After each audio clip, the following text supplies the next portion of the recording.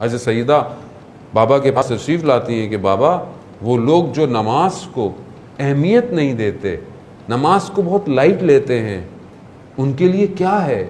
تو رسول خدا بیان فرماتے ہیں کہ جو لوگ نماز کو اہمیت نہیں دیتے 15 عذاب اس کے اوپر نازل ہوتے ہیں۔ یقیناً آپ سب ماشاءاللہ یہاں اہل نماز ہیں، آپ جماعت سے نماز پڑھتے ہیں، میں بہرحال کیونکہ اپنے آپ کے لیے بیان کر رہا ہوں۔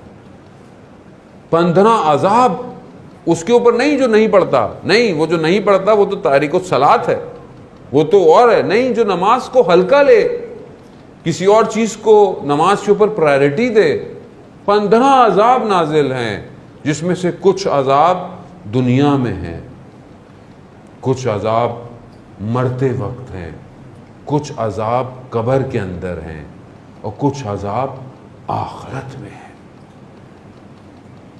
تو انسان بیان نہیں کر سکتا واقعاً، یعنی صرف میں آخرت کا ایک عذاب دیکھ رہا تھا، عجیب حالت ہو گئی میری۔ رسول خدا فرماتے ہیں کہ اس شخص کو پروردگار روز قیامت میں ایک ملائکہ کو مامور کرے گا اس کے اوپر کہ اس کو زمین کے بل گھسیٹو، تاکہ لوگ دیکھیں کہ یہ نماز کو اہمیت نہیں دیتا تھا۔